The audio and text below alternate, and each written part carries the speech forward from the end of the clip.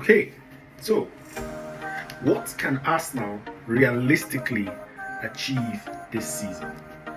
We are 3 games in, and we won two, and we've drawn one. The third game, obviously, under difficult circumstances, red card given to Declan Rice. Some people have different opinions about if that red card was supposed to stay or not. That's not for this video. But summarily, we are ending up at 7 points after 3 games, in 4th place. Not the best result we would have wished for at this stage in the league. Not to say that anything is decided at this point, given that the season is still a long way of 35 games to go. But given the circumstances, we are chasing down at Manchester City 4 league titles in a row.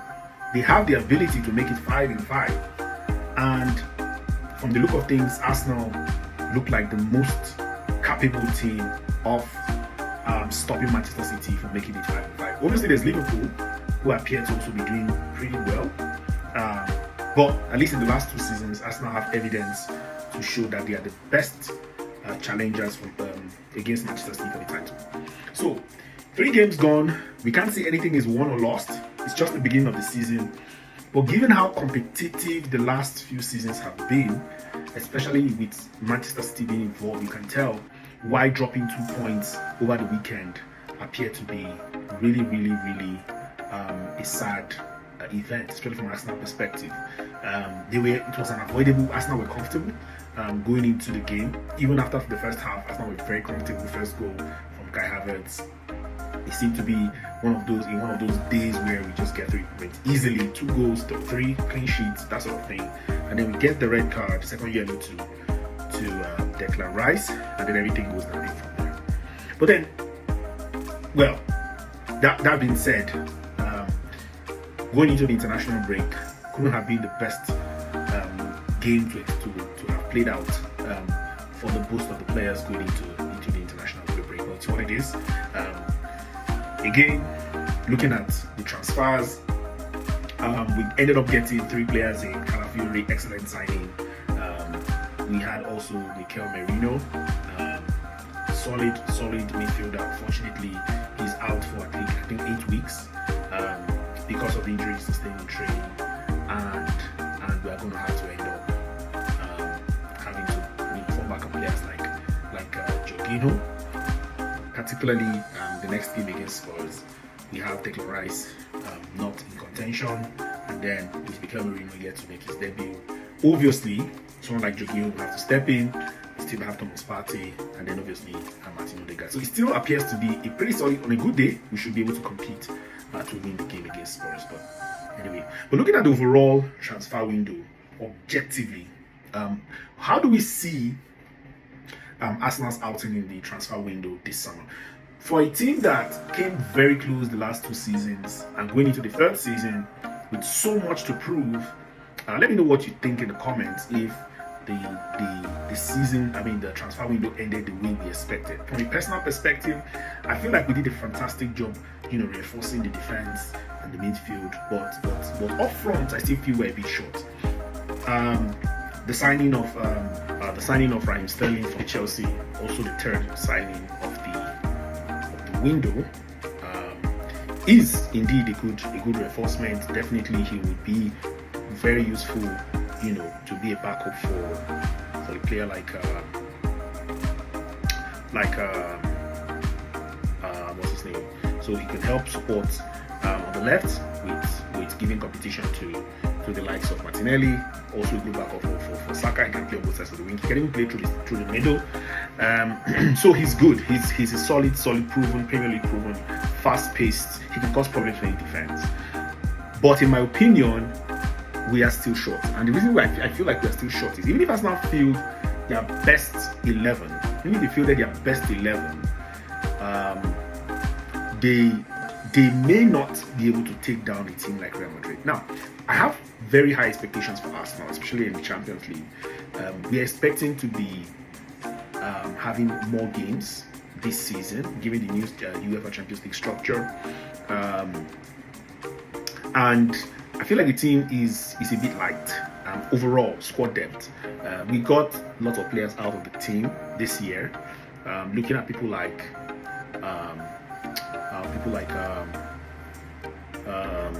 we got to sell what's his name now? Nketiah got sold to Crystal Palace. We had also players like Emile Smith Rowe moved to Fulham, and then again we sent a few players on loan this year as well. So last day of the season, we also got a player like Reiss Nelson to go on loan as well, and then overall, we don't have that very solid backup team that you could call up on a game like, say for example, you want to play the FA Cup or the League Cup. You will not imagine that we'll be fielding most of our first team players in games like the first few FA Cup games or League Cup games. Those are kind of games where you want to rest players like Martin Odegaard, Bukayo Saka. But with the kind of depth of squad we have right now, we may not be able to do that. Up front, Gabriel Jesus is still, I don't know the word to use, he's still just not appearing like he's going to be available for most of our games this season. One injury at the moment, he's away for a couple of weeks. I don't know how long that will be. And then we have the critical players, like, I mean, if anything happens to a player like Martin Odegaard, right now, there are not a lot of players that can step into his shoes. There's Ethan Nwaneri, who is obviously solid prospect, not a proven Premier League player. We can't depend on him for games in the Champions League, obviously, because he still needs time to go into his full elements.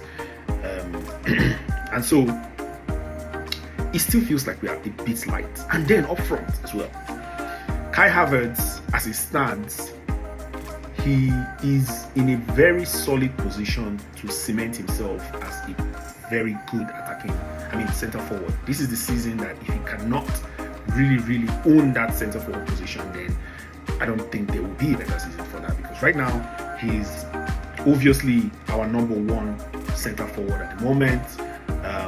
He's going to play obviously the most number of games. He's going to start 9 times out of 10, except for, say, tactical changes where we want to maybe switch things a bit, start on like Gabriel Jesus or Leandro Trossard. I don't see any other person giving him competition for starting positions in centre forward. So I see him getting at least good 20 to 30 goals this season. He looks very solid in terms of fitness, so he should be fit for most of the season.